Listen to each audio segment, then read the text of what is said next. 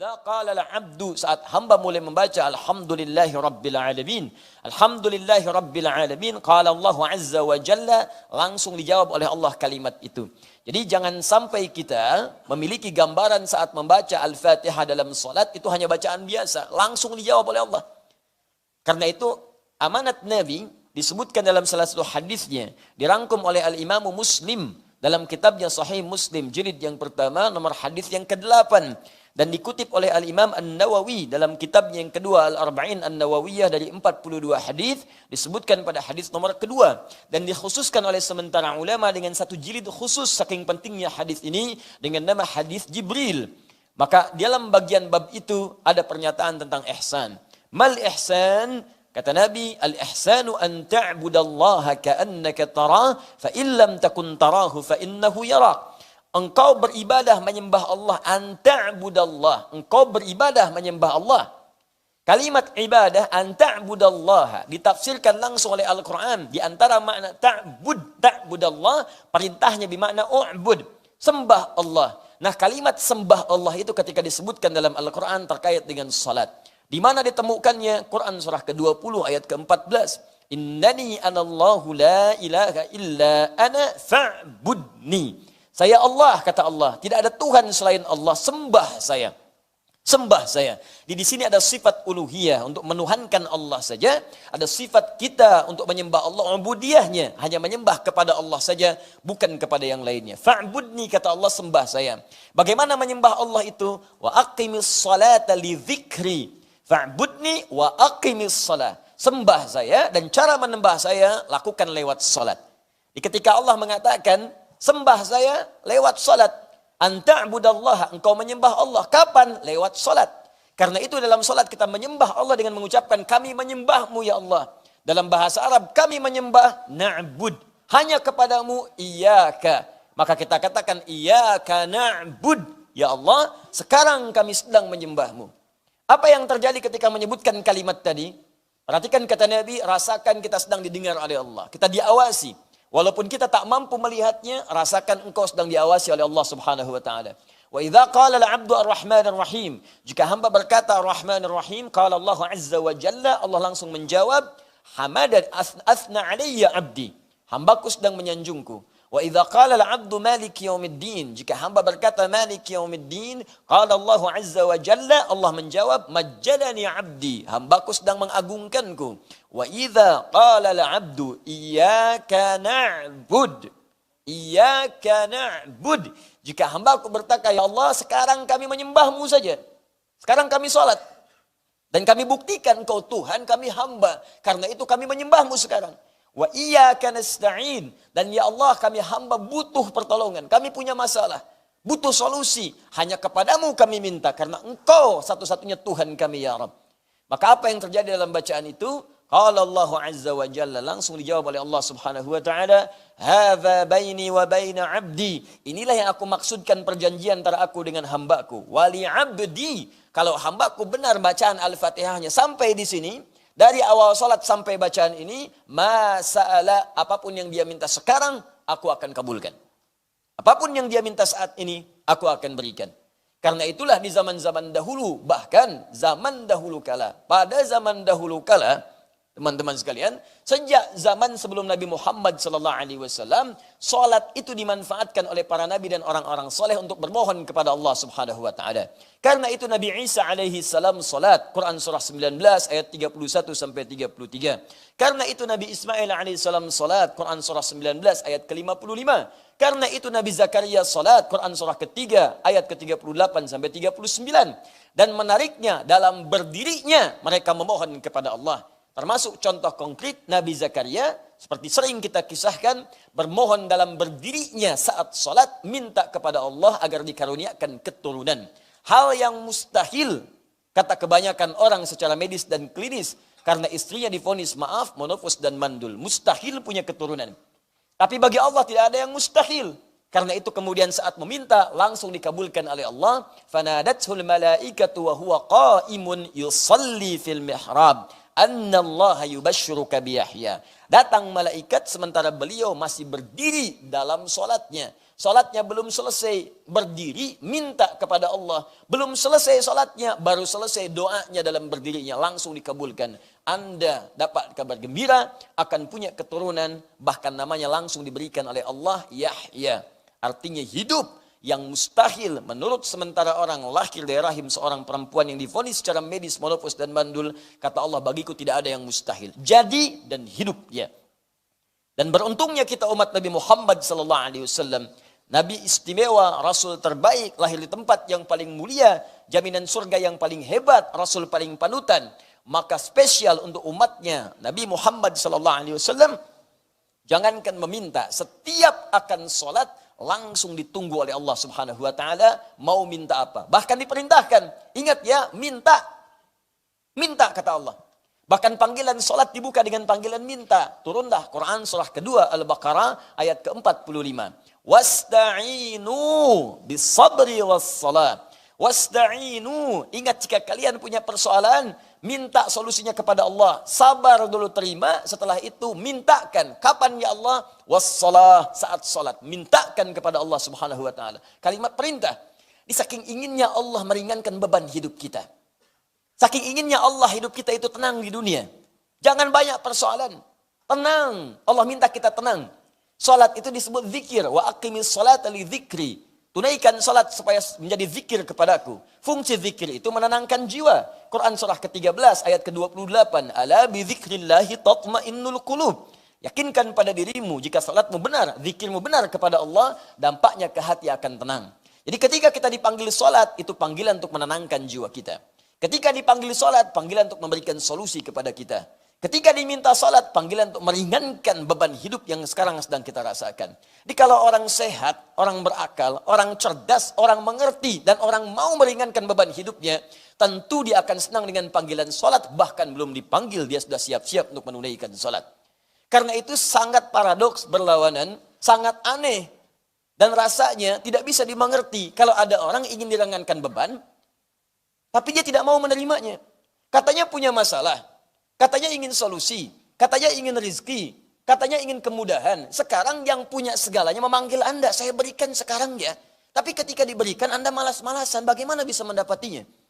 Ketika akan diberikan Anda tunda, bagaimana bisa menerimanya? Ketika akan diberikan bahkan ada yang tidak mau menerimanya, sedangkan dia mengharapkannya. Ya Allah, apa engkau benci denganku? Aku minta solusi, datang sini aku berikan. Malas ah. Ya bagaimana bisa didapatkan? Itulah sebabnya panggilan salat dibuka dengan kalimat wasta'inu, siapkan apa permohonanmu. Bahkan bagi orang-orang yang masih ragu, dipanggil imannya. Apa masih punya iman dalam jiwamu? Maka dimunculkan di ayat 153 panggilan imannya. Ya ayyuhalladzina amanu. Hei semua orang yang masih punya iman. Apakah imannya lemah? Ataukah imannya standar? Imannya kuat? Dipanggil dengan ya. Disebutkan 361 dalam Al-Quran. Nida'ul qarib, nida'ul mutawassit, nida'ul ba'id. Panggilan untuk merasa yang dekat dengan Allah, panggilan merasa yang setengah-setengah dengan Allah, atau panggilan bagi orang yang merasa jauh dengan Allah, tapi masih merasa punya iman dalam dirinya. Sepanjang kau mengaku beriman, ada iman dalam jiwamu, kata Allah, saya ingatkan padamu, saya tekankan ayyu, gabungkan ayyuha, saya serius nih, saya tekankan, saya ingatkan, ayyuha disebutkan 150 kali dalam Al-Quran. Sepanjang kamu masih punya iman, besar, kecil, tua, muda, kaya, cukup, saya nggak peduli. Alladzina disebutkan 1080 kali dalam Al-Quran. Semua pemilik iman tanpa kecuali. Sepanjang masih punya iman, ista'inu bis-sabri was-salah. Ya ayyuhalladzina amanu ista'inu bis-sabri was-salah. Maka imanmu akan menuntun engkau minta solusi kepada Allah lewat salat. Jadi kalau ada orang punya persoalan, dipanggil salat masih nggak mau salat, patut dipertanyakan orang itu masih punya iman atau tidak. Karena itu bertakwalah kepada Allah Subhanahu wa Ta'ala ketika mendengar panggilan azan yang harus kita hadirkan dalam benak kita bukan beban. Kalau beban itu capek. Allahu Akbar, Allahu Akbar. Yang teringat fitness, beban, barbel. Ya berat gitu kan. Tapi kalau kita bayangkan solusi, Masya Allah. Allahu Akbar, Allahu Akbar. Gajian. Allahu Akbar, Allahu Akbar. Lamaran diterima. Allahu Akbar, Allahu Akbar. Tender menang. Allahu Akbar, Allahu Akbar. Besok akad. Masya Allah. Malam lamaran, subuh akad. Kalau semuanya begitu enak. Dan semua hal yang disebutkan tadi namanya falah. Falah, kemenangan, kedamaian, kebahagiaan, ketentraman, kejayaan, falah. Hayya 'alas shalah. Kenapa salat? Hayya 'alal falah. Ayo dapat. Jadi kalau yang kebayang semua itu demikian, itu enak. Di salat itu bukan beban. Nikmat gitu. Jadi baru mendengar suara itu langsung bangun, ya Allah. Solusi ini datang. Ya Allah, ini yang aku butuhkan. Ya Allah, aku tunggu-tunggu dari subuh tadi. Sekarang rupanya tiba. Ya Allah, aku tunggu-tunggu dari malam tadi, ya Allah. Tapi kenapa aku nggak dengar azan, ya Allah? Ketiduran rupanya. Nah, jadi kalau sudah seperti itu, orang-orang beriman itu akan menghafalkan waktu sholat. Hafal dia waktu sholat supaya merencanakan besok mau minta apa, nanti mau minta apa. Hafal. Makanya ciri orang beriman ketika disebutkan di Quran surah keempat An-Nisa ayat 103. Itu bukan sekedar dia senang sholat dan pasca sholat dia mengingat Allah, tapi dia juga mengetahui waktu-waktu sholat. فَإِذَا قَضَيْتُمُ الصَّلَاةَ فَاذْكُرُوا اللَّهَ. Maka jika engkau telah selesai menunaikan sholat, segera bergegas zikir kepada Allah. Ingat Allah, ingat Allah. Itu ciri keberhasilan sholat kita. Qiyaman wa qu'udan wa 'ala junubikum. Baik Anda dalam keadaan berdiri, sedang buru-buru, jangan menghilangkan zikir. Assalamualaikum warahmatullah. Assalamualaikum warahmatullah. Buru-buru, taksinya sudah menunggu sambil keluar astaghfirullah, astaghfirullah, astaghfirullah. Allahumma antas salam wa minkas salam tabarakta ya dzal jalali wal ikram. Mau kemana Pak? La ilaha illallah wahdahu la syarika lah. Lahul mulku alhamdu yuhyi wa ala kulli syai'in qadir. Masuk. Kuningan Pak. Jalan. Enak gitu. Ada kesempatan duduk, tunggu sampai syuruk, tunaikan salat. Tak ada kesempatan sulit di rumah sakit, tidak ada masalah. Rumah sehat, tidak ada persoalan. Sambil berbaring, zikir, zikir, zikir. Wa 'ala junubikum. Fa idza tuma'nantum fa aqimus shalah. Hati tenang, suasana nyaman, tunaikan salat dengan enak. Innas salata kanat 'alal mu'minina kitaban mawquta. Sungguh salat itu bagi orang-orang yang punya iman. Waktunya jelas ditentukan. Demikian terjemahan di mushaf. Tapi kalau Anda baca dengan ilmunya balaghah, maka kalimatnya akan berubah. Sungguh orang yang punya iman itu akan tahu baginya jelas waktu salat. Kalimat singkatnya, orang beriman itu akan kenal, tahu, hafal waktu salat.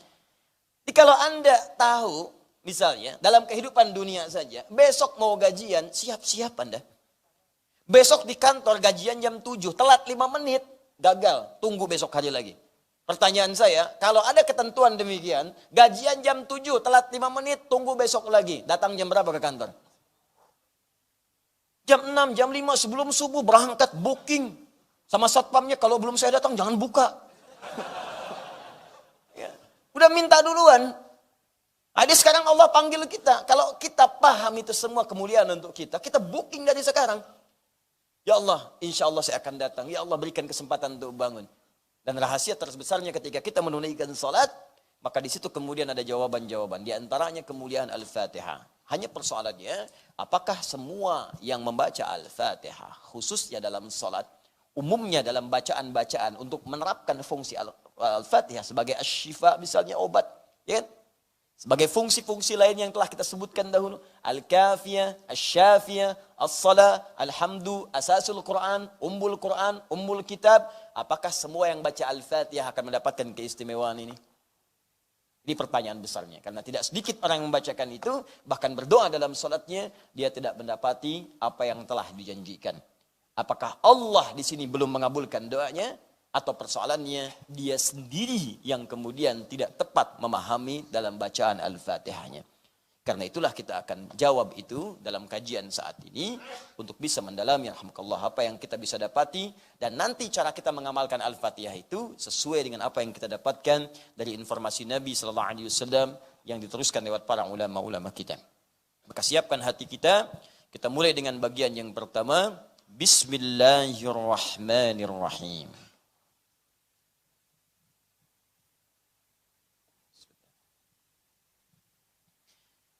Perhatikan sini sejenak, kalaupun tak nampak dari sisi yang berbeda di papan tulis, tidak apa-apa. Karena nanti saya juga akan terangkan kemudian dan suara bisa terdengar. Dan di luar ta'lim ini, Anda bisa mereview nanti ta'lim kita lewat saluran yang tersambung pada saat ini di Al-Hidayat Official di YouTube. Sekarang mari kita perhatikan baik-baik teman-teman sekalian. Fokus ini. Saya tuliskan Bismillahirrahmanirrahim.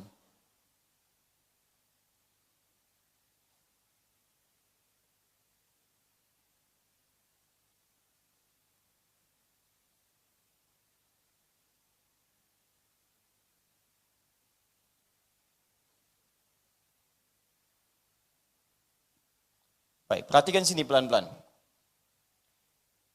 Saya ingin tegaskan satu hal yang sangat penting. Kalimat Al-Fatihah, sekali lagi. Al-nya, ingat di pertemuan lalu, bisa ma'rifah, ta'rif, bisa istighraq. Kalau dia ta'rif, ma'rifah, maka yang dimaksud Al-Fatihah itu surah pembuka dalam mushaf dan surah pembuka dalam salat. Dipahami sampai sini? Alhamdulillah. Tapi kalau yang dimaksudkan istighraq, mencakup semua fungsi keutamaan dan keistimewaannya, maka jika itu yang dimaksudkan, maka hal yang perlu kita pelajari adalah semua kandungan Al-Fatihah itu dari awal sampai akhir untuk mendapatkan keistimewaan yang dijanjikan. Bagaimana caranya baca Al-Fatihah? Bisa mendapatkan syifa. Bisa mendapatkan misalnya keberkahannya. Bisa mendapatkan kemudahan dalam aktivitas pekerjaan kita. Bagaimana caranya? Maka pahami awal ayat sampai akhir ayat Al-Fatihahnya. Tapi kalau sekedar ingin dipakai dalam sholat, sah. Atau sekedar ingin baca Al-Quran, antum tak paham pun tak ada masalah. Sholatnya sah. Karena syarat sholat itu bukan paham kandungan Al-Fatihah. Syarat sholat itu benar bacaan Al-Fatihahnya. Begitu dibacakan, benar. Tapi kalau tidak paham, antum kehilangan momentum untuk meminta kepada Allah Subhanahu Wa Taala. Mengerti sampai di sini? Baik, dalam upaya kita memohon itu, syarat pertamanya kita harus paham setiap huruf, setiap kalimat, bahkan setiap harakat dari awal ayat sampai akhir ayatnya. Di pertemuan lalu, kita sudah sepakati berdasar keterangan dalam Al-Quran, surah ke-15, ayat 87, bahwa Al-Fatihah itu jumlahnya 7 ayat. وَلَقَدْ آتَيْنَاكَ سَبْعًا مِنَ الْمَثَانِ وَالْقُرْآنِ الْعَظِيمِ. Dan kami telah turunkan hanya kepadamu saja Muhammad sallallahu alaihi wasallam. Tidak kepada nabi-nabi yang lain, 7 ayat yang akan terus diulang-ulang. 7 ayat yang akan terus diulang-ulang. Satu episode kemarin kita bahas, yang dimaksud dengan 7 ayat itu adalah surah Al-Fatihah. Karena itu, kita mulai dengan bagian yang pertama, ayat yang pertama dari Bismillahirrahmanirrahim. Berikan harakat dulu supaya mudah untuk dibaca.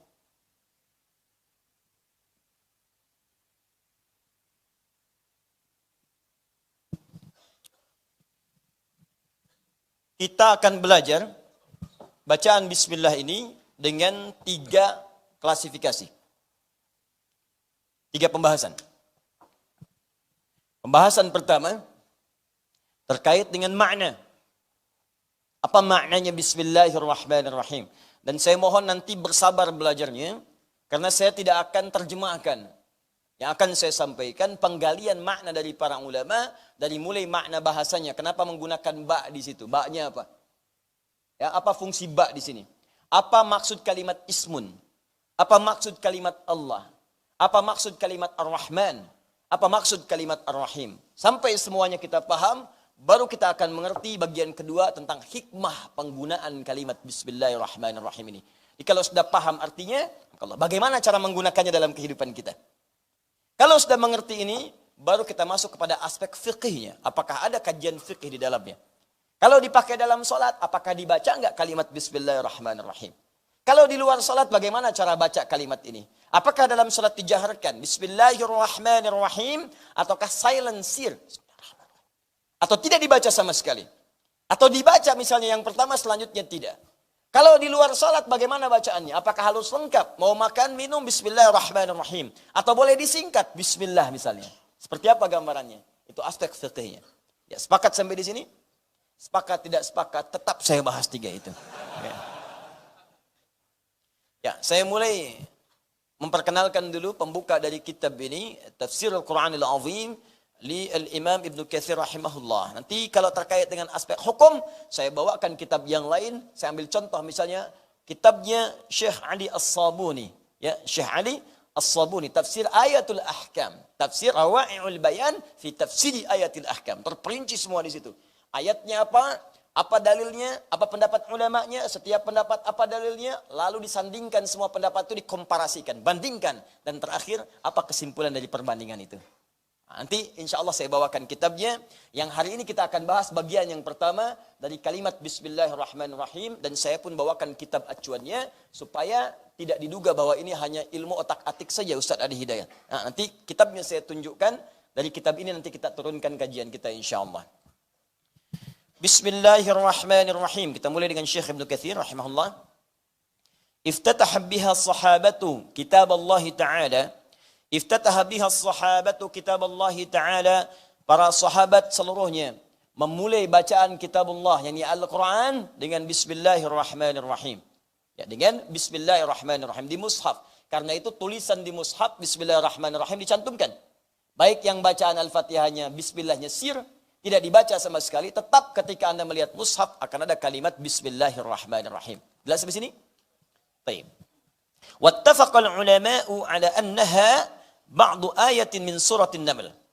Pertama, semua ulama sepakat bahwa kalimat Bismillahirrahmanirrahim tercantum sebagai bagian dari ayat di surah An-Naml, surah ke-27. Tepatnya ayat ke-30.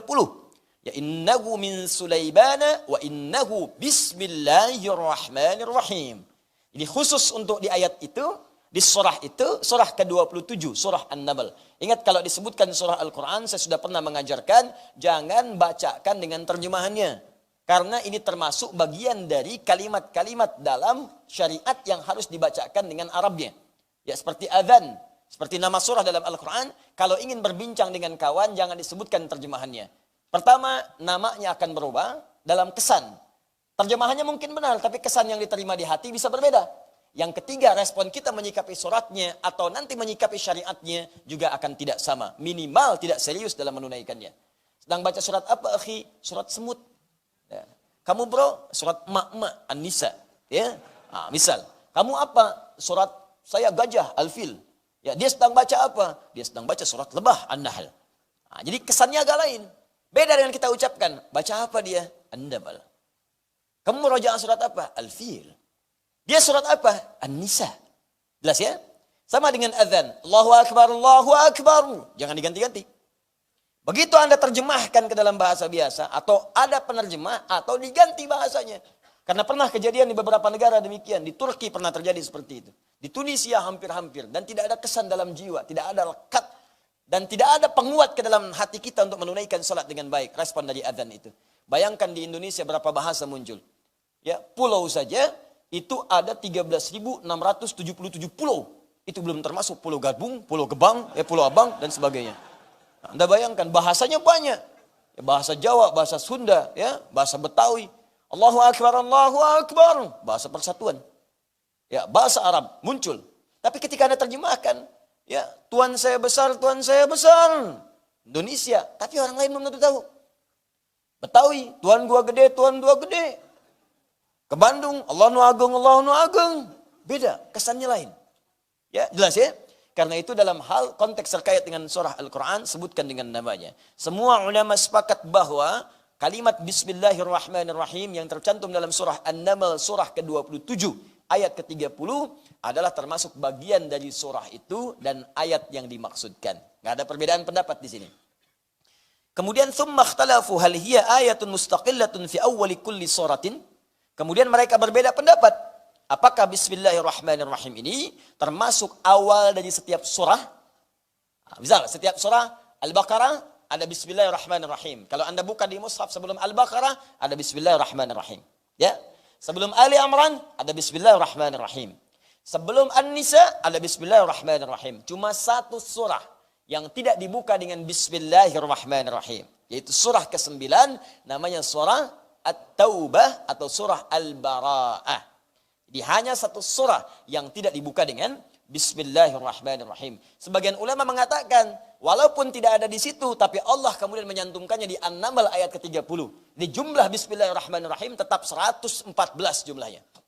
Ya, semua 113 selain Al-Bara'ah, tapi kemudian ditetapkan di An-Naml ayat ke-30. Innahu min Sulaiman wa innahu bismillahirrahmanirrahim. Maka jumlah bismillahirrahmanirrahim dalam Al-Quran, dalam mushaf semuanya 114. Jelas? Kenapa Ustaz tidak dibuka Al-Bara'ah At-Taubah dengan bismillahirrahmanirrahim? Karena bismillahirrahmanirrahim itu kalimat penuh dengan ungkapan kasih sayang. Janji-janji kebaikan. Ada kemuliaan, ada lemah lembut di dalamnya. Ada sifat Allah yang sangat memerhatikan. Sedangkan Al-Bara'ah At-Taubah itu surahnya diturunkan untuk membuka izin perang. Bara'atum minallah. Telah tiba kemudian izin dari Allah Subhanahu wa taala dan Rasulnya. Ketika kalian banyak dizalimi, sekarang kalian sudah mulai kuat bisa membela diri. Silahkan siapkan pembelaan itu, berjihad kalian. Di jihad bukan menembak orang sembarangan, ya bunuh orang, granat orang, bom orang, bukan. Jihad itu mempertahankan harga diri, mempertahankan izzah Islam wal muslimin ketika kita memang kemudian membutuhkan pembelaan-pembelaan yang dimaksudkan. Maka dalam perang itu tidak ada kasih sayang. Saya banyak menerangkan kalimat ini, belum pernah ada di muka bumi ini, dari awal sejarah sampai dengan kekinian, orang perang pakai kasih sayang. Silahkan cek, tanyakan pada tentara-tentara manapun, pada pasukan-pasukan paling hebat dimanapun, pernahkah ada sejarah dituliskan perang menggunakan kasih sayang? Assalamualaikum, assalamualaikum dulu tuh. Izin tembak ya. Dor, sakit nggak? Kalau sakit maaf ya, ya sengaja. Ya, nggak ada begitu. Tembak ya tembak, gitu kan? Karena itu di At-Taubah tidak menggunakan Bismillahirrahmanirrahim. Jadi yang pertama ada perbedaan pendapat di kalangan para ulama tentang apakah Bismillahirrahmanirrahim dalam setiap awal surah itu termasuk bagian dari surah itu atau tidak. Jelas ya? Kemudian au min kulli suratin kutibat fi awwaliha wa annaha ba'du ayatin min kulli suratin au annaha kadzalika fil Fatihah. Atau bismillah itu termasuk bagian dari Al-Fatihah. Saja. Kalau tadi setiap surat ya, awal surat, awal surat, awal surat. Atau bismillahirrahmanirrahim ini bagian dari surah Al-Fatihah saja, yang lainnya tidak. Maksudnya bukan bagian dari surah Ali Imran, bukan bagian dari surah Al-Baqarah, bukan bagian dari surah An-Nisa dan seterusnya. Tapi dia bagian khusus dari surah Al-Fatihah. Jadi yang pertama, bagian dari setiap surah. Jelas? Yang kedua, hanya Al-Fatihah saja. Yang ketiga,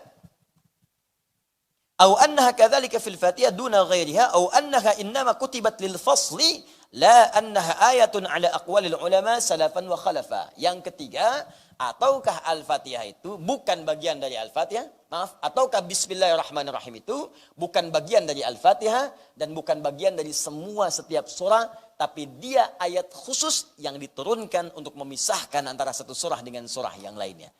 Ingat, ada 3 bagian. 1, bagian dari semua surah. Yang kedua, hanya Al-Fatihah saja. Bukan bagian dari surah-surah yang lain. Bukan bagian dari Al-Baqarah, bukan bagian dari Ali Imran sampai An-Nas. Dia hanya bagian dari Al-Fatihah saja. Yang ketiga, dia bukan bagian dari Al-Fatihah, bukan bagian dari setiap surah, tapi dia satu ayat sendiri yang diturunkan oleh Allah untuk memisahkan antara surat satu dengan surah yang lainnya. Di sini nanti ada detail pendapat dari para ulama.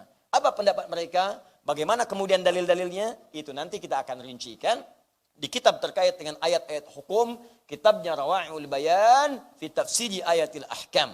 Ya, di situ nanti akan memuat pendapat-pendapat para ulama dengan detail dan lengkap insyaallah. Ini pembuka dari Al-Imam Ibnu Katsir. Nah, sekarang yang kita bahas karena bagian fikih bagian yang ketiga, kita masuk pada bagian yang pertama tentang makna Bismillahirrahmanirrahim dulu, terlepas dari perbedaan pendapat dari para ulama tentang kedudukan dan bacaan-bacaannya. Namun mereka sepakat bahwa kalimat Bismillahirrahmanirrahim adalah kalimat pembuka dalam mushaf dan termasuk tertuliskan dalam surah Al-Fatihah. Sepanjang ada dalam kalimat surah Al-Fatihah, maka kita bahas setiap hurufnya dari awal sampai akhirnya, termasuk yang dituliskan oleh Al-Imam Ibnu Katsir rahimahullah. Paham sampai di sini? Baik. Maka bagian yang pertama, Bismillahirrahmanirrahim. Apa yang dimaksud dengan huruf ba di sini? 1. Saya mohon izin tadi menyampaikan dengan cepat. Sekarang saya akan lambatkan. Di sini kita akan masuk bagian inti-inti bahasan kita. Saya coba turunkan dulu setiap kalimat-kalimat atau hurufnya, sehingga kita akan paham dari setiap satu ayat itu ada berapa persoalan dan bagian yang akan kita bahas. Satu huruf ba. Kedua, kata ismun dari bismillahirrahmanirrahim. Ini bagian keduanya. Ada kata ismun begini. Ketiga, lafaz Allah jalalah. Keempat, kalimat Ar-Rahman. Dan kelima, kalimat Ar-Rahim. Jadi ada berapa bagian? 5. Satu huruf ba. Yang kedua kata ismun, bismi, ya. Yang ketiga kalimat jalalah, lafaz jalalah Allah. Yang keempat Ar-Rahman. Dan yang kelima Ar-Rahim. Kita masuk bagian yang pertama, mengenal makna huruf ba dalam kalimat Bismillahirrahmanirrahim. Apakah sekedar disebutkan cukup diterjemahkan dengan menyebut nama Allah yang Maha Pengasih, lagi Maha Penyayang, ataukah ada makna lain yang sangat luas dan dalam di balik huruf ini? Patokan kita kitabnya. Jadi saya setiap akan menerangkan kaidah, saya bawa kitab supaya Anda paham bahwa apa yang akan kita bahas punya argumentasi dan pertanggungjawaban yang jelas secara ilmiah. Ini kitabnya. Ya, Mughnil Labib an Kutubil A'arib. Ya, nanti sampulnya beda-beda nanti ya. Ada yang warna hijau, ada yang coklat, ada. Ini asalnya sampulnya warna coklat. Saya bawa ke Indonesia, saya simpan. Ternyata ada rayap. Ya, masya Allah, rayap pun senang ke kitab.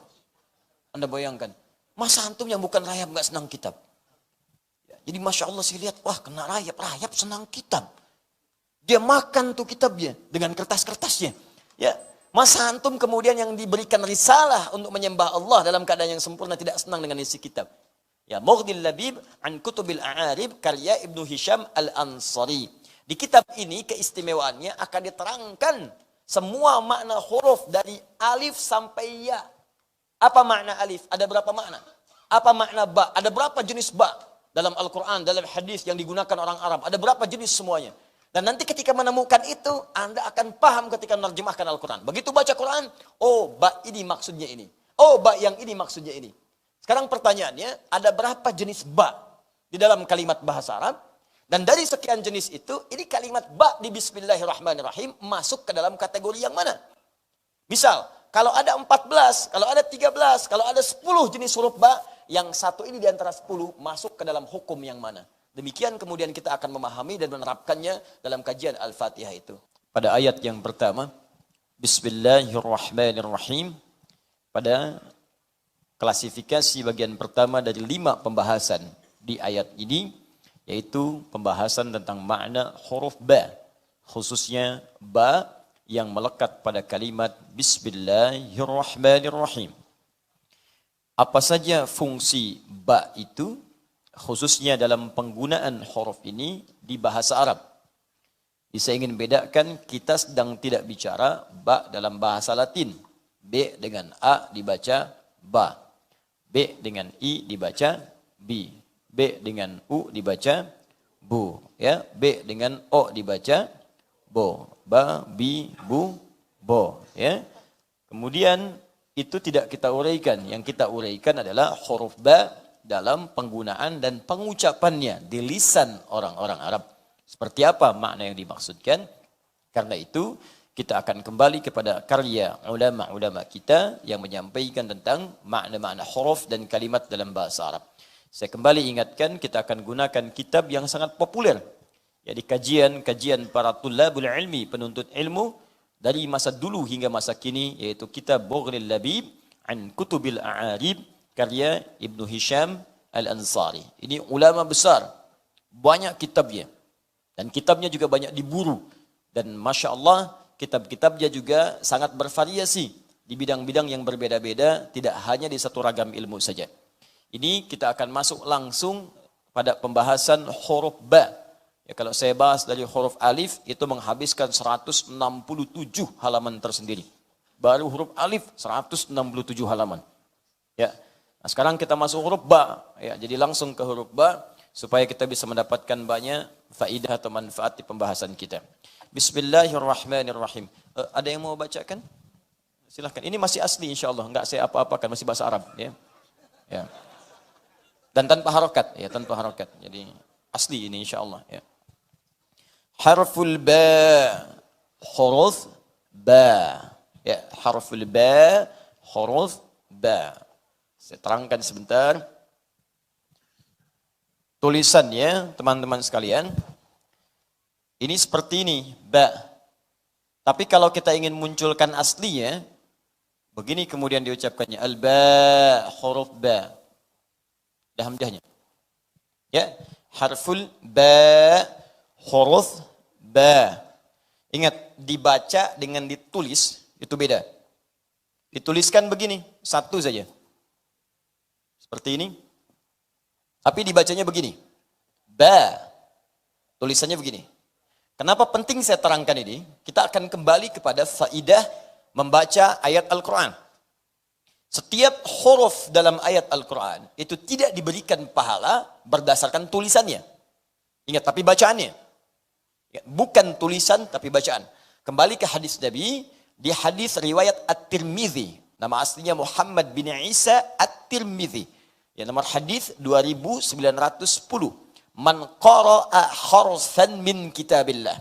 Siapa yang bisa membaca, siapa yang bisa membaca satu huruf saja dari kitab Allah, bukan menulis, membacakannya. Ya, falahu 10 hasanat, maka setiap huruf yang dibacakan itu dia mendapatkan 10 nilainya, 10 kebaikan. Walam aqul alif lam mim harfun. Saya tidak katakan alif lam mim kata Nabi satu huruf. Walakin alifun harfun, lamun harfun, mimun harfun. Walikulli harfin 10 hasanat. Tapi alifnya satu huruf, lamnya satu huruf, mim satu huruf. Setiap hurufnya 10 kebaikan. Kalau Anda lihat tulisan, Anda akan menyimpulkan bahwa alif lam mim itu adalah 3 huruf. Kalau lihat tulisan, simbol. Alif, lam, kemudian mim. Hitung. 1, 2, 3. Berapa huruf? 3 huruf. Kemudian Anda akan kalikan setiap hurufnya berapa? 10. 3 kali 10 berapa? 30. Orang akan hitung ini 1, 2, 3 kali 10. Ingat Al-Quran beda. Kalau amalan lain, salat dan lainnya misalnya umumnya standar selesai dikerjakan dapat 10. Salat misalnya dikerjakan selesai dapat 10. Paling minimal kalau sendirian. Apa dalilnya Ustaz? Quran surah ke-6 ayat 160. Ya, Quran surah ke-6 ayat 160. Man jaa'a bil hasanati falahu 10 amsalihha. Siapa yang mengerjakan satu kali kebaikan, setiap satu itu nilainya 10. Hasanah, satu kebaikan yang punya pahala disebut hasanah. Salat disebut hasanah dalam Al-Quran. Quran surah ke-11 ayat 114. Aqimis salata tarafain nahar wa zulafan minal lail innal hasanati yudhibnas sayyiat. Tunaikan salat itu. Ya, dari mulai siang sampai malam sampai ke subuh, tunaikan semuanya. 5 waktu itu. Awas hati-hati. Sungguh salat-salat itu disebut dengan hasanat. Setiap Anda kerjakan salat punya hasanah itu, selain punya pahala, dia bisa menggugurkan dosa-dosa kecil sepanjang bukan dosa besar. Salat disebut dengan hasanah. Setiap satu hasanah 10. Karena itu kalau Anda salat sendirian, selesai salat dapat 10 pahalanya. Jangan dihitung 1, 2, 3, 4 sampai 10. Jarak satu ke dua bisa 500 tahun. Kalau Anda berjamaah dapat 27. Kalau Anda ke masjid baru datang belum sholat dapat 25. Baru datang, baru di hadis Muslim, baru datang ke masjid dengan niat sholat, baru datang 25. Jarak satu keduanya 500 tahun. 2 ketiga 500 tahun. 3 keempat 500 tahun. Sampai 25. Baru datang. Kalau gitu saya datang aja Ustaz, besok balik lagi. Sholat sendirian di rumah dapat 10, saya baru datang ke masjid 25. Dengan niat sholat, kalau datang niat balik lagi, nggak dapat apa-apa. Tapi Al-Quran beda. Tidak dihitung selesai baca dapat 10, tidak. Setiap hurufnya Anda bayangkan. Setiap huruf. Jangan diartikan Anda baca, Bismillahirrahmanirrahim. 10, tidak. Hitung berapa jumlah hurufnya. Tapi kebanyakan orang menghitung itu bukan dari bacaannya. Kan Nabi katakan, walam akul. Saya nggak katakan kata-katanya, bukan tulisannya. Kalau tulisannya begini, 1, 2, 3. Tapi kalau bacaannya, kata-katanya, maka ngukurnya menggunakan ilmu arud. Dalam ilmu arud, setiap yang ditulis, jangan dilihat tulisannya, tapi lihat bacaannya. Di ilmu arud ada 16 rumus disebut dengan bahar. Jadi kalau Anda tuliskan alif, lam, mim, tulisannya seperti ini. Alifun. Oh. Ada berapa huruf lagi? 3. Dari satu ini aja ada 3 kali 10. Masya Allah. Ini huruf apa? Belum selesai. Hamzah. Dari sini saja Hamzah.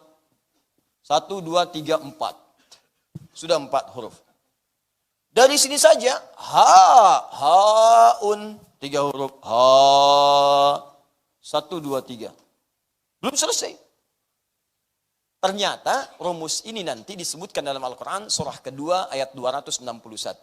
Orang yang selalu hitung-hitungan dalam beramal akan diberikan sesuai dengan hitungannya. Tapi setiap orang yang mengerjakan karena Allah tanpa pernah berhitung, wallahu yudha'ifu liman yasha' wallahu wasi'un alim. Allah akan berikan tanpa batas dengan kadar kekuatan pengetahuan Allah terhadap kadar keikhlasan orang yang beramal itu. Jadi kalau mengerjakan apapun termasuk infak, jangan pernah kita berhitung. Disebutkan di ayat sekali infak 700. Mathalul ladzina yunfiquna amwalahum fi sabilillah kamathali habbah ambatat sab'a sanabil fi kulli sumbulatin mi'atu habbah. Ingat, sekarang sering dipotong sampai sini ayatnya. Setiap orang infak, setiap satu yang dia keluarkan sama dengan satu menanam biji satu. Ya, menanam satu benih. Satu tumbuh jadi 7 tangkai. Setiap tangkai ada 100 biji baru. 1 kali 7 kali 100, 700 kali lipat. Orang sering menghitung, masukkan 100.000 kali 700. Itulah nilainya di sisi Allah. Ayatnya belum selesai. Teruskan ayatnya. Wallahu yudha'ifu liman yasha. Allah akan berikan kadar berkali lipat tanpa hitungan kepada siapa yang dikehendaki. Siapa yang dikehendaki itu? Orang yang tidak pernah berhitung dalam amalannya.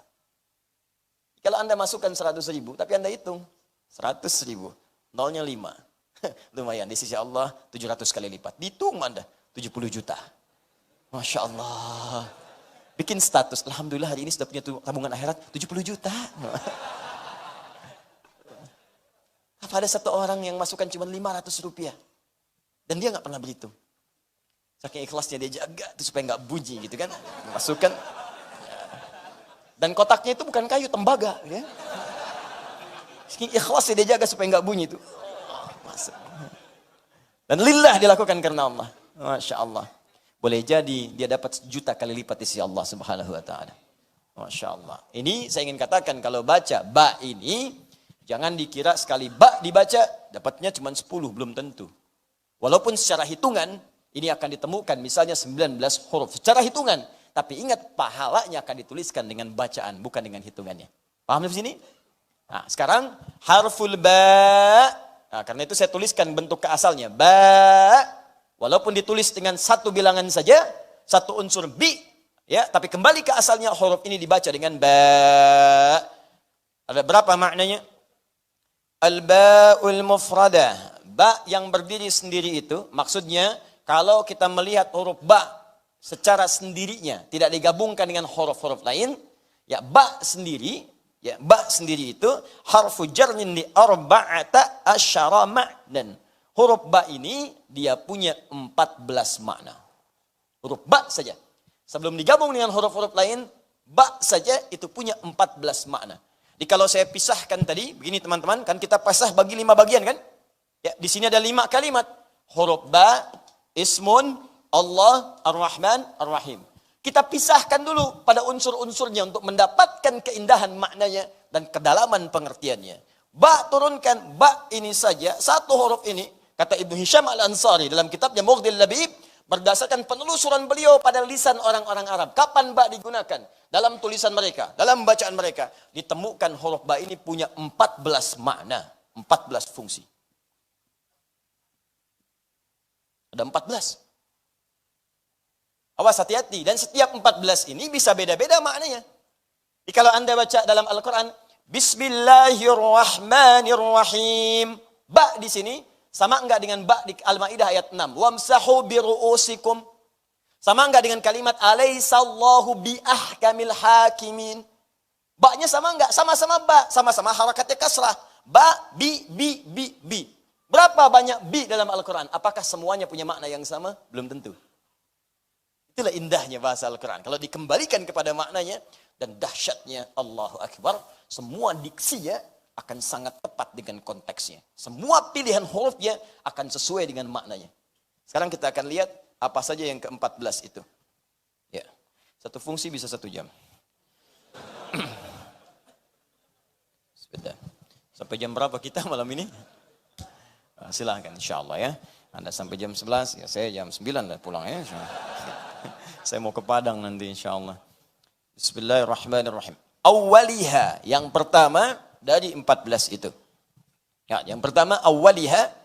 Ustaz, kenapa dibaca awwaliha bukan awwaluha? Karena ataf kepada kalimat sebelumnya. Li arba'ata asyara. Ya, harusnya arba'ati ini. Arba'ati asyara. Ya, arba'ah karena ada huruf lam dibaca awwaliha bukan awwaluha.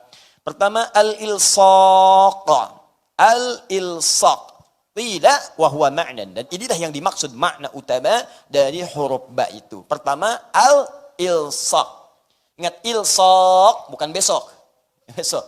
Ilsaq. Al-ilsaq. Insyaallah. Ilsaq. Ilsaq. Qila wa huwa ma'nan. Dan banyak yang menyebutkan bahwa fungsi pertama inilah fungsi asal ya. Yang paling dasar, yang paling pokok. Di antara 14 fungsi ini dasar yang paling utama. Jadi kalau ada huruf ba, rata-rata tidak akan jauh dari fungsi yang pertama ini. Yang lainnya nanti akan mengikuti. Kita akan lihat nanti ya. Ada musahabah, ada tab'id bin duni tahdid, tab'id ma'at tahdid, ada istighraq, ada taukid, ada ghayah, ada macam-macam. Tapi dasar utamanya adalah ilsaq. Ya. Apa itu ilsaq? Dari kata alsaqa yulsiqu, ilsaqan. Terambil lagi dari akar kata yang paling dasarnya, lasaqa. Lasaqa, lam, sad, qaf. Ini akar kata yang paling asal. Sebelum mendapatkan penambahan hamzah jadi alsaqa. Ya, lasaqa. Sesuatu yang lekat menempel, sulit terpisahkan. Lekat, nempel, sulit terpisahkan. Karena itu orang Arab menyebut lem dengan lisaq. Ya akhi, indaka lisaq?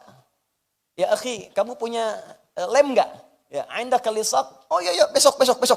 Bukan, ya, lisaq. Ya, kamu punya lem enggak? Indaka lisaq? Apakah engkau punya lem? Kenapa lem disebut dengan lisaq? Karena lem punya fungsi menempelkan sesuatu sehingga sulit untuk dipisahkan. Ya, nah, saya bacakan dulu sebentar.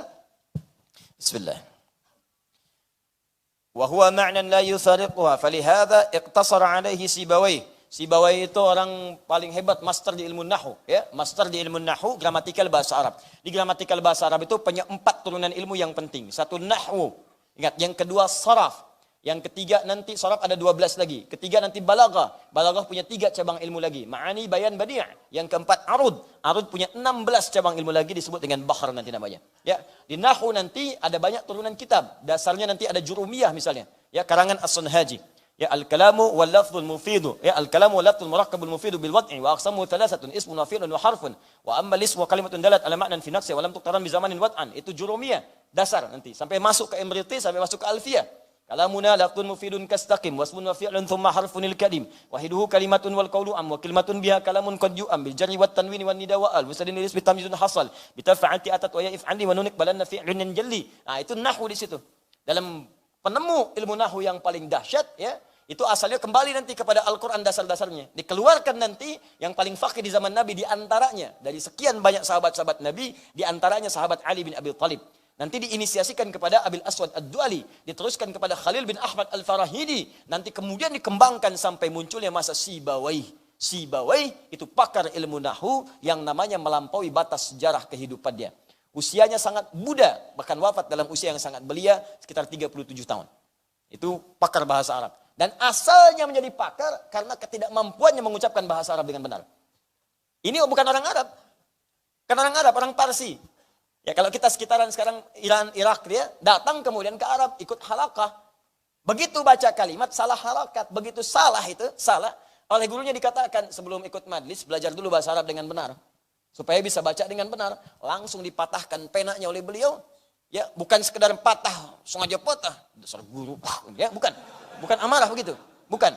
Tapi beliau berazam di hadapan gurunya, saya tidak akan datang lagi ke tempat ini, saya patahkan dulu pena saya sebelum saya mampu menguasai bahasa Arab dengan baik. Itu caranya. Keluar beliau belajar bahasa sampai jadi pakar di bidang bahasa, mengalahkan guru yang tadi kemudian mendebat beliau itu. Atau membetulkannya. Jadi kalau ada kalimat-kalimat guru demikian, ditafsirkanlah ke arah yang positif. Dapat keberkahannya. Syekh Nawawi Al-Bantani itu di antara doanya sebelum datang ke majlis ilmu sering sedekah. Ngasih orang-orang sekitaran dan diniatkan sedekahnya itu, niatnya itu indah sekali.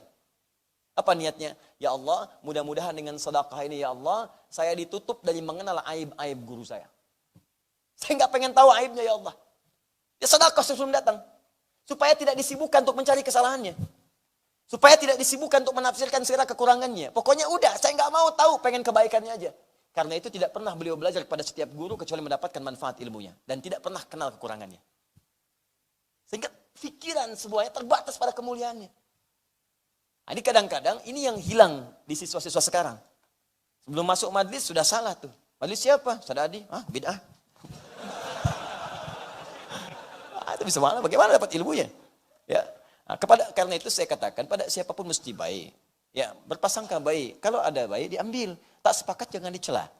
Ya? Nah, itu siapapun gurunya. Anda tidak harus berguru kepada saya. Banyak ustaz-ustaz lain yang baik-baik. Ambil ilmunya. Barangkali ada kelebihan yang bisa menenteramkan dan meneduhkan jiwa Anda. Ambil ilmunya dan di situ kemudian beradab dengan mulia. Paham ya? Ya, saya tidak mengajarkan Anda untuk mencela orang lain. Ya. Baik, kita kembalikan. Tadi seperti itulah Sibawai. Al-Imam An-Nawawi, demikian akhlak para ulama kita. Maka saya kembalikan ke sini, Sibawai juga berpandangan, setiap pandangan Sibawai akan diamini oleh semua pakar bahasa setelahnya. Jarang ada yang mendebat. Ya, baik, saya kembalikan. Thumma al-ilsaq haqiqiyun. Ya. Kemudian yang dimaksud dengan ilsaq itu lengket, nempel. Bisa berarti sifatnya nyata, langsung. Hakiki itu langsung. Contoh. Amsaktu bi Zaidin idza qabadta ala syai'in min jismi. Amsaktu bi Zaid. Amsaktu, saya pegang Zaid pakai bi Zaid. Saya bisa katakan gini, amsaktu Zaidan. Nama siapa? Ya? Adi, jangan ini. Saya pegang Adi, jadi saya begini nanti. Nama siapa? Abdul. Coba berdiri. Masya Allah. Jazakallah khair. Baik, lihat sini. Amsaka yumsiku. Pegang dengan erat. Begini. Ya. Gak usah ikut saya, di situ aja. Ini pegang. Ya. Pegang dengan erat. Kalau saya bilang, amsaktu Abdullah. Ya, saya sedang megang Abdul. Artinya apa? Pegang biasa aja. Erat mungkin lepas. Tapi kalau saya katakan amsaktu bi Abdul, saya pegang sampai nempel dengan saya. Jangan pergi kemana-mana. Nempel. Ya. Di begitu saya tempelkan begini, nempel sampai nempel, jangan lepas. Coba jalan. Ima saya tarik atau saya ikut dia begini. Itu nempel, itu namanya menggunakan ba, itu ilsak namanya, nempel. Idul? Ya, silakan duduk ya. Jazakallah khair. Semoga Allah berikan pahala pada antum. Nah, al-saqtu mindila, ya, al-saqtul mindil, misal, alal kitab. Saya tempelkan ini, ya, tisu ke kitab, ke buku, nempel begini. Di kemana aja bukunya pergi, ini mindil, ya. Sapu tangannya atau tisunya akan ikut. Ini ba namanya lisak. Jadi begitu menggunakan kata ba, al-saqtu misalnya, al-mindila bi kitabin. Saya tempelkan tisu ini ke kitab. Ketika menggunakan ba, itu tandanya itu tisu ditempelkan dengan erat sampai kapanpun sulit untuk dilepaskan. Jelas ya? Itu lisak hakiki. Ada yang maknawi. Maknawi itu tidak nampak dalam pandangan kita. Nggak langsung kepegang, tapi begitu erat dengan kita. Kita megang nggak bisa. Lihat pun nggak tampak. Ini bagian kedua nih. Tadi satu hakiki, bendanya ada, kelihatan langsung ada. Contoh, amsaktu bi Abdullah, saya pegang tangannya Abdul dengan kuat. Abdulnya kelihatan. Kelihatan, samping saya ikutin. Hakiki, yakin, ada benda materinya depan kita. Kedua maknawi, nggak nampak. Wujudnya nggak kelihatan, dipegang nggak bisa, dilihat nggak nampak. Cuman kita yakin ada itu. Dan nempel dengan kita. Misal, antum punya perasaan. Punya perasaan nggak? Baik, coba tunjukkan pada saya, bisa kelihatan. Nggak ada, tapi kita yakin punya itu. Kita punya kebahagiaan, punya kesedihan.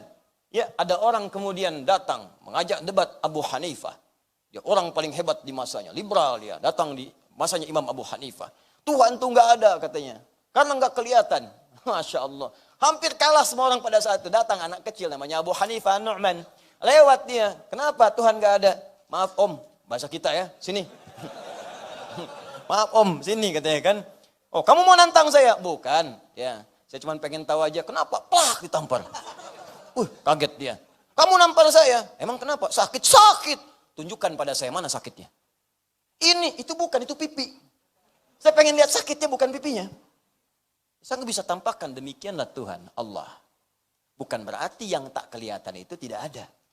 Karena Anda pun merasakan sakitnya di situ, tapi sakit tak nampak, tapi Anda bisa merasakannya. Kalah sama anak kecil, malu keluar dari situ, tobat. Liberal dulu, kalah sama anak kecil, tobat. Liberal sekarang sudah nggak punya dalil, nggak mau tobat. Itu yang kita doakan. Kalau yang begitu kita doakan dia. Kita doakan, banyak. Abu Jahal nggak mau tobat. Maka sekarang nggak mau tobat. Ya.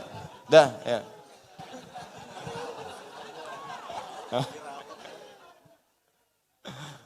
Belakang bawa ibu-ibu, apa sih?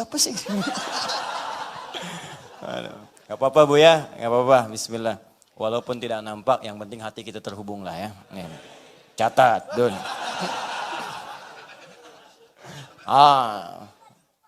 Jadi yang pertama hakiki, kedua kalau tak nampak tapi dapat disebut dengan ma'nawi. Nah disinilah saya ingin terapkan Bismillahirrahmanirrahim. Ba-nya disambungkan dengan Allah.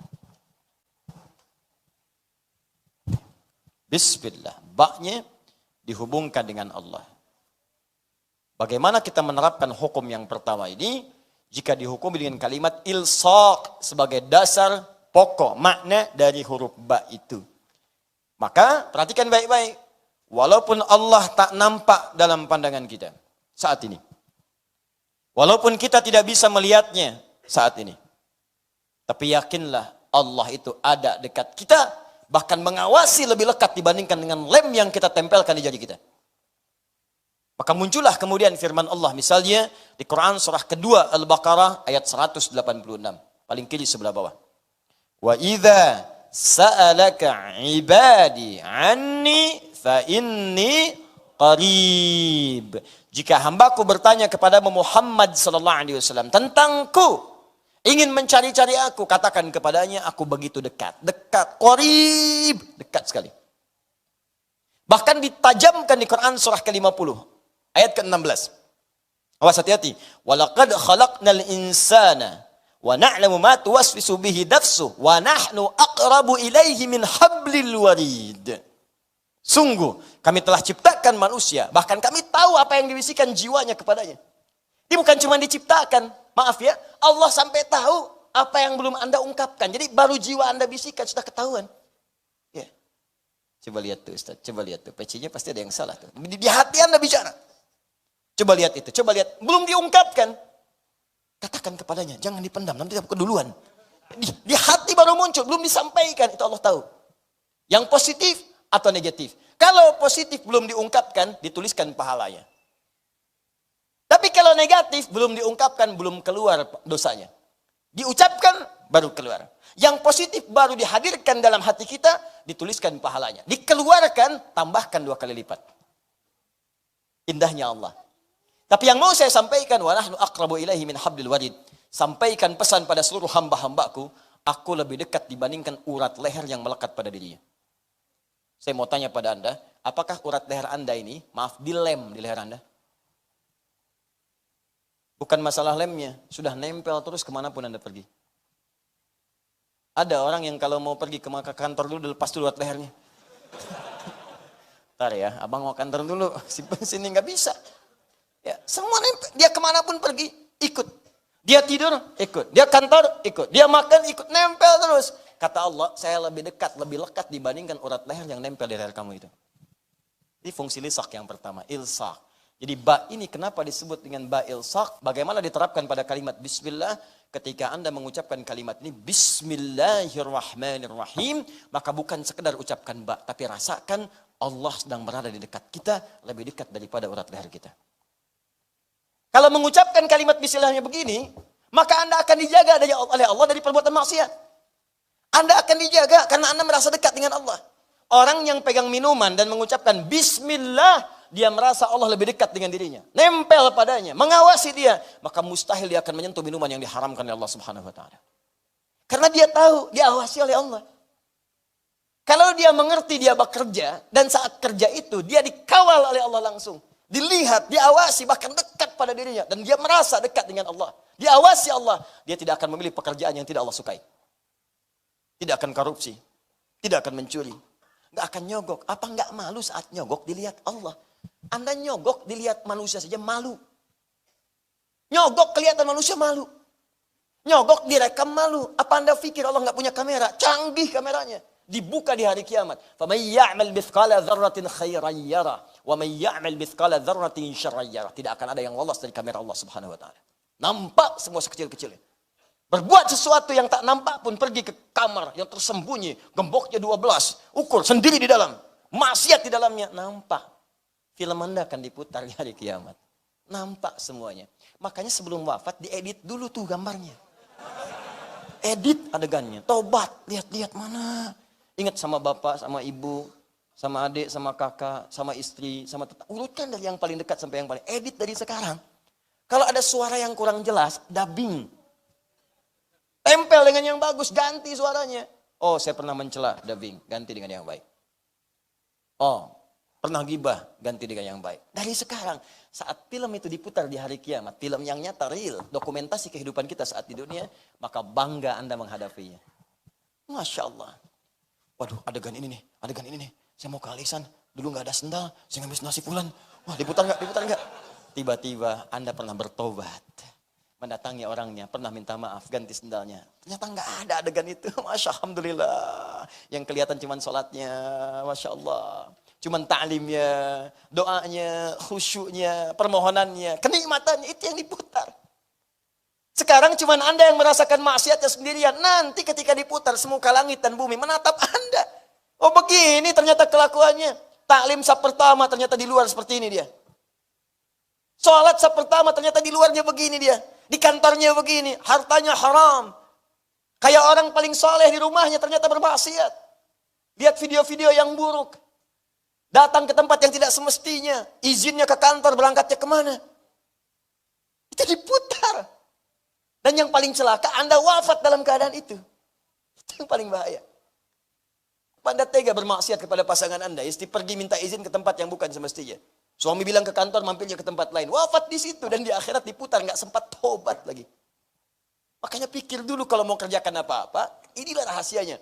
Kenapa Nabi katakan setiap perbuatan baik, ucapkan bismillah. Kullu amrin dhibalin la yubda'u fihi bismillahirrahmanirrahim fahuwa abtar. Setiap perbuatan baik yang tidak disertakan kalimat bismillahirrahmanirrahim maka dia terputus. Apa yang dimaksud terputus? Terputus dari pengawasan dari Allah, terputus nilai pahalanya dan terputus dari keberkahannya. Makanya kalau mau kerjakan sesuatu coba bismillah, bismillahirrahmanirrahim. Dan kalimat ini otomatis tidak akan pernah diucapkan dalam konteks maksiat, berat lisannya.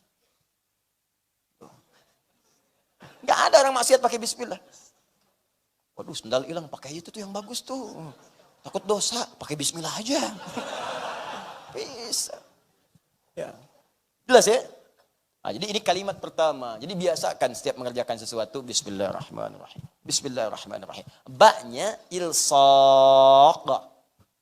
Sesuatu yang menghadirkan kedekatan kita dengan Allah Subhanahu wa taala. Maksudnya usahakan setiap mengerjakan berbagai hal kita merasa disaksikan oleh Allah Subhanahu wa taala. Kalau sudah hidup kita begini dan merasa Allah dekat dengan kita, maka sudah dijawablah langsung oleh Allah. Ujibu da'watad da'i idza da'an. Jika dia punya kebutuhan, seketika aku akan berikan. Itu rahasianya. Makanya ada orang-orang yang saking dekatnya dengan Allah, belum minta sudah dijawab. Belum minta. Belum memohon sudah dikabulkan. Kan saya sering sampaikan, Maryam ada.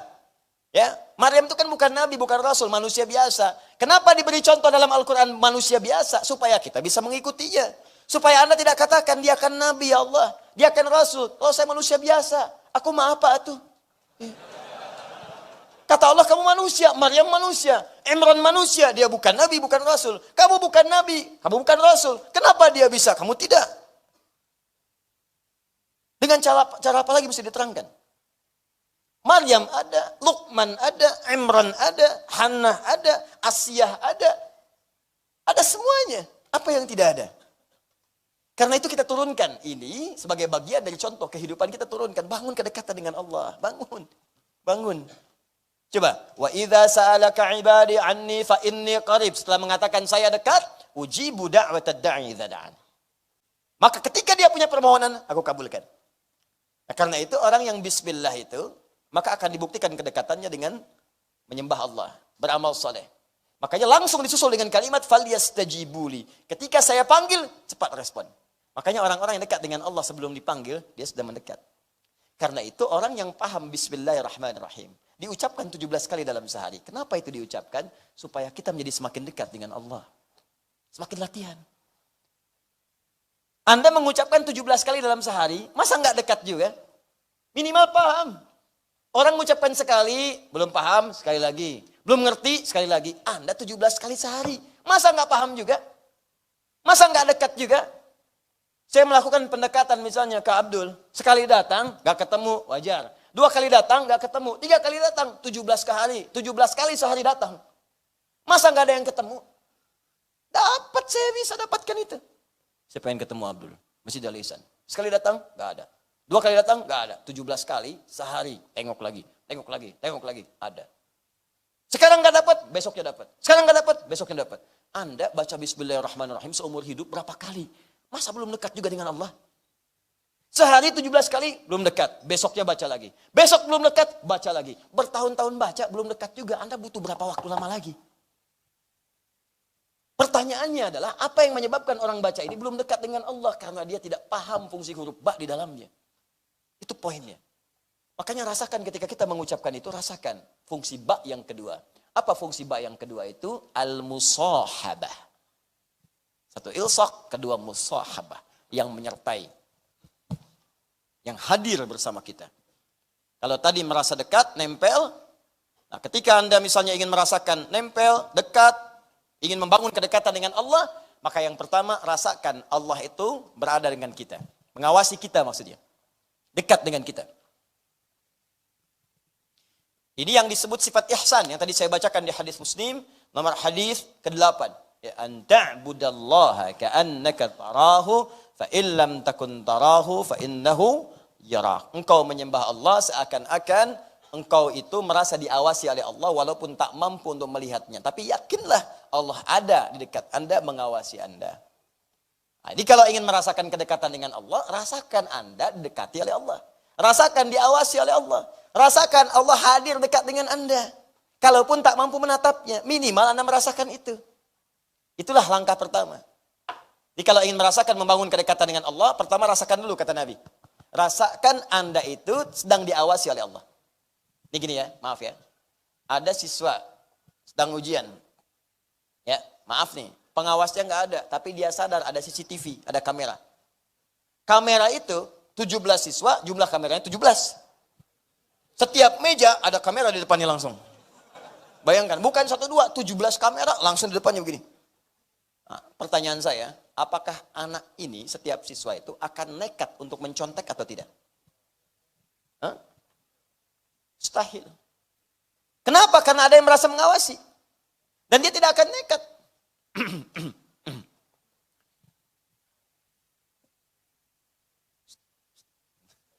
Ini kameranya ke sini, tutup dulu misalnya. Tetap akan ketahuan, dicek lagi kenapa kamera di situ kosong. Lihat kamera intinya. Oh, dia sengaja memindahkan kamera untuk mengerjakan sesuatu. Maka orang yang merasa diawasi, sekalipun tidak ada bersama dia pengawasnya, dia akan serius untuk mengerjakan tugasnya. Di kantor ada CCTV, dia serius. Di masjid ada CCTV, serius. Saya katakan sekali lagi, CCTV mana yang lebih canggih dibandingkan dengan CCTV Allah Subhanahu wa taala? Dengan pengawasan Allah Subhanahu wa taala.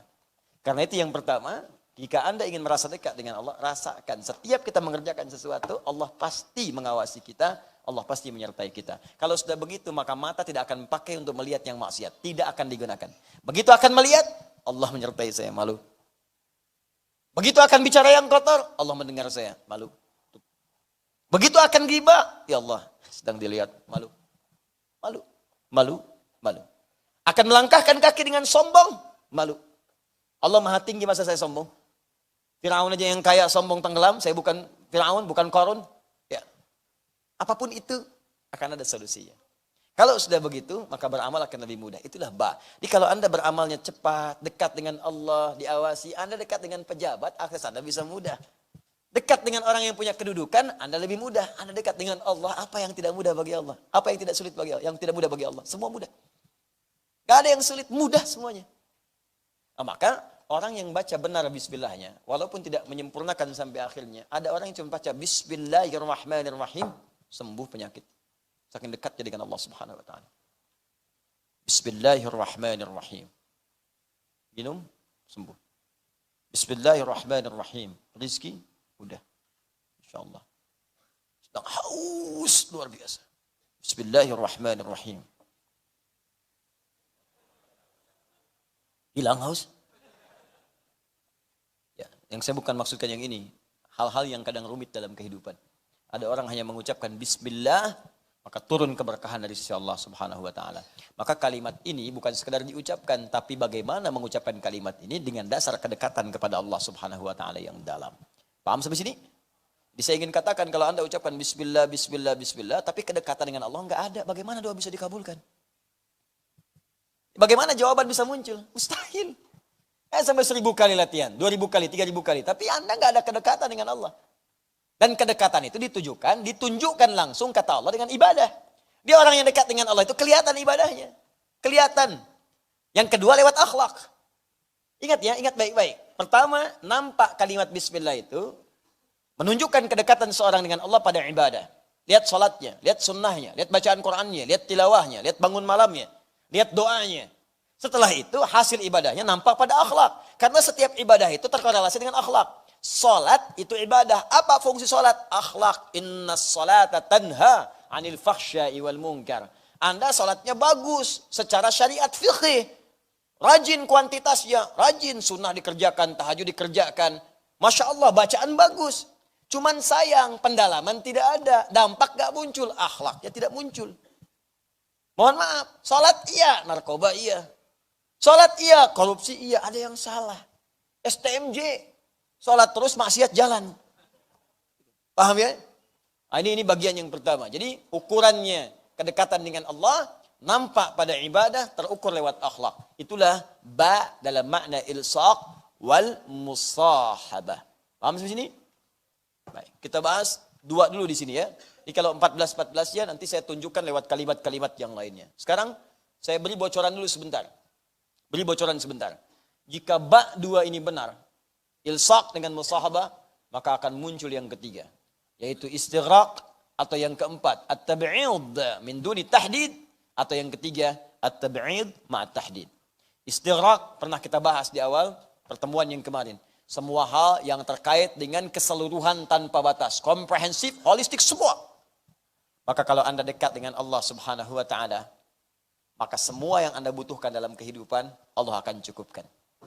Allah akan limpahkan. Karena itu nanti rahasianya kenapa datang Ar-Rahman dan Rahim setelahnya. Rahman, pemberian dalam urusan dunia. Maka semua kebutuhan dunia Anda, kalau Anda dekat dengan Allah, istighraq semua diberikan. Sakit Allah sembuhkan. Orang datang ke rumah sakit, Anda cukup kemudian, Allah, ya Allah, bismillahirrahmanirrahim. Beri kesembuhan. Kadang dokternya datang sendiri. Kadang obatnya dikirimkan ke tempat Anda. Andanya nggak ke rumah sakit, dokternya datang ke tempat Anda. Anda nggak ke rumah sakit, obatnya dikirimkan ke Anda. Anda bahkan gak bilang saya sakit, beritanya nyampe, didoakan oleh orang semoga lekas sembuh. Padahal Anda aja belum berdoa. Itu anugerah kawan. Itu nikmat Abdul. Biasa. Iya. Itu anugerah. Kenapa Anda tidak berharap mendapatkan itu semua? Belum berangkat sudah ada gitu.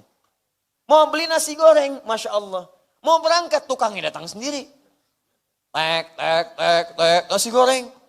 Mau bayar, kawan datang. Akhi mau apa nasi goreng? Udah, antum makan aja. Urusan bayar aneh. Masya Allah. Wah, kan dibuka, mana dompetnya? Tadi sih emang iya, cuman ketinggalan dompetnya.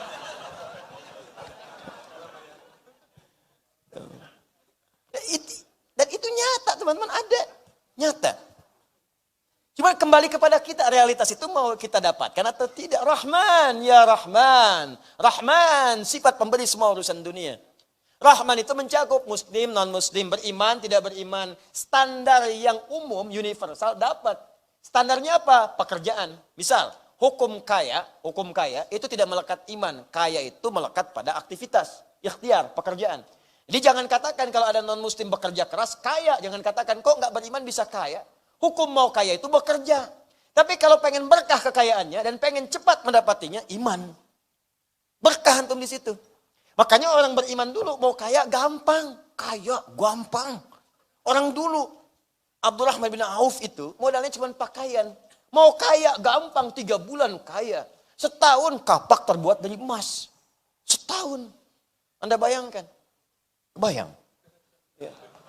Itu dahsyat luar biasa. Kecil Rahman, dapat kita rahim. Anugerah akhirat yang terindah. Khusus bagi yang beriman saja. Anda mau dapat apa? Surga. Kalau cuma surga, semua minta surga. Mintakan surga yang paling tinggi.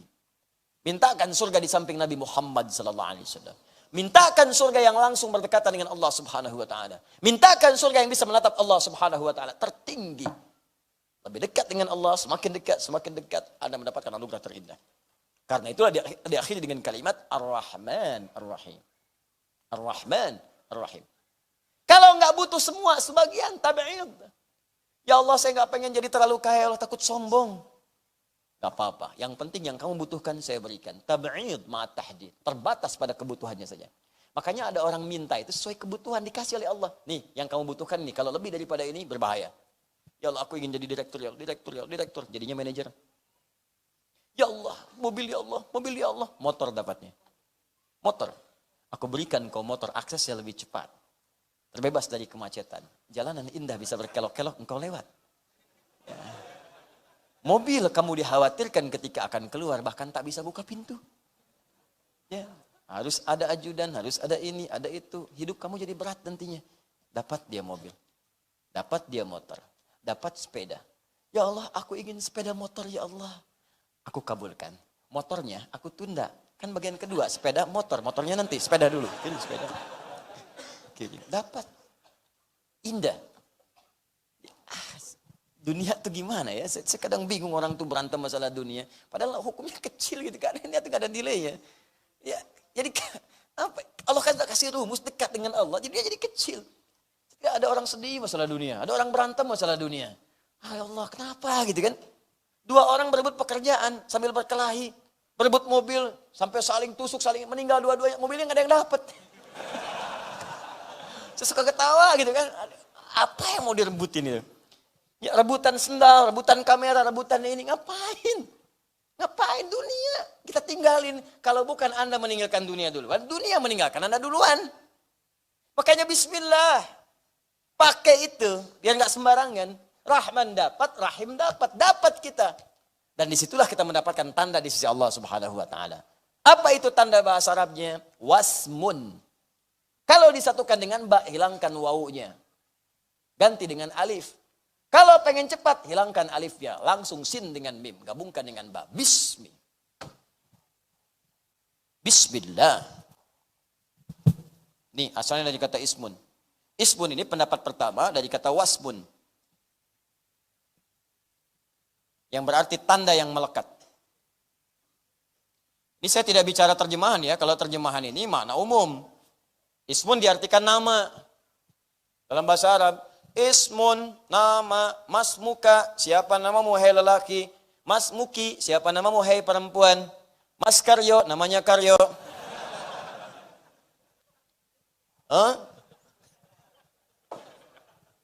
Plus ismun, nama. Itu kalau bahasa Arab biasa, standar nama. Masmuka, siapa namamu. Paham? Tapi kalau kita kaji lebih dalam, apa asal kata ismun ini? Wa qala al-Kufiyuna, wa qala al-Basriyuna. Ahli nahu dari Kufa, ahli nahu dari Basra. Orang-orang pakar bahasa Arab mengatakan pendapat pertama, ismun berasal dari kata wasmun, yaitu sesuatu tanda yang melekat. Kenapa ismun dikatakan dengan nama? Karena nama itu menjadi tanda yang membedakan dia dengan orang lain. Ini Abdul, ini Adi. Saya panggil Adi, nengok yang ini. Abdul, nengok yang ini. Asep, nengok yang di belakang. Hussein, nengok yang di kiri. Michael, nengok di kanan. John, nengok yang di depan. Ya. Nama. Karena itu ketika diberikan nama, menjadi tanda dia untuk dibedakan dengan orang lain. Adi yang ini, Adi Hidayat yang ini. Adi, dua-duanya nengok.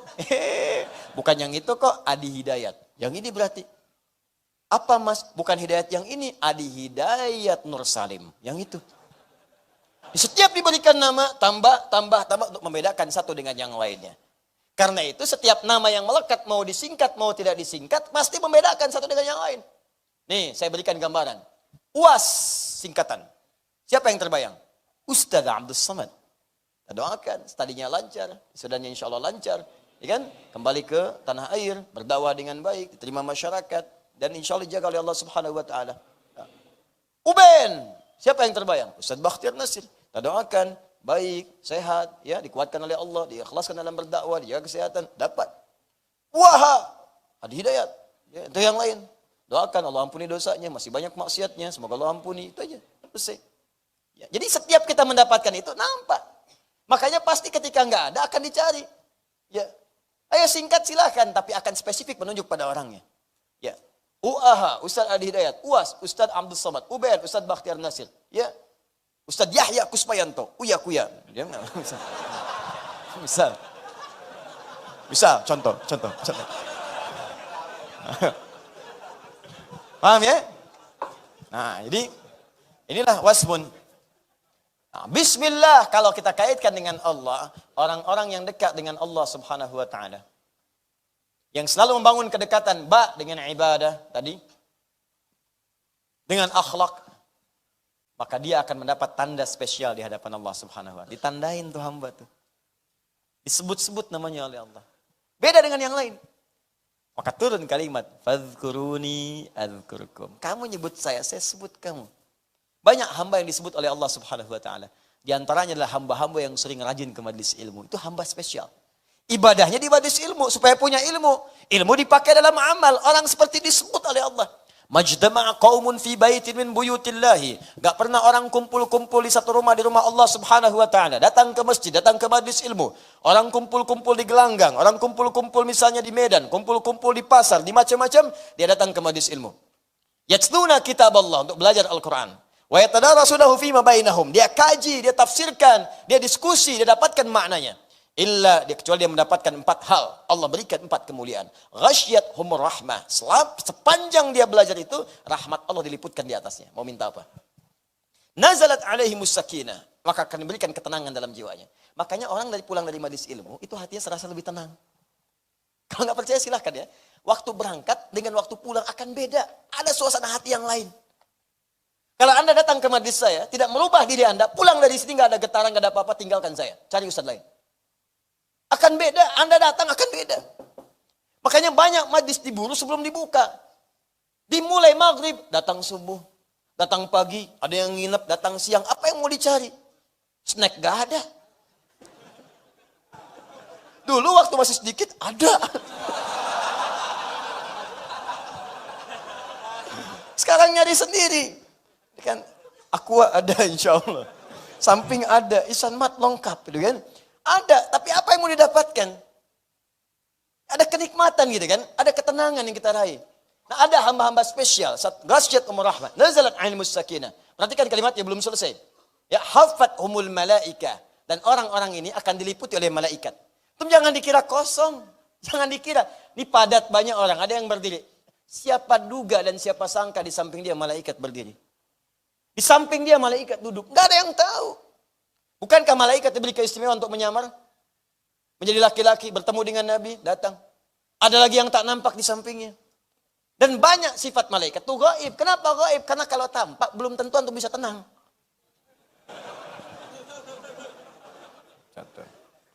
Samping malaikat. Malaikat. Siapa? Malaikat maut.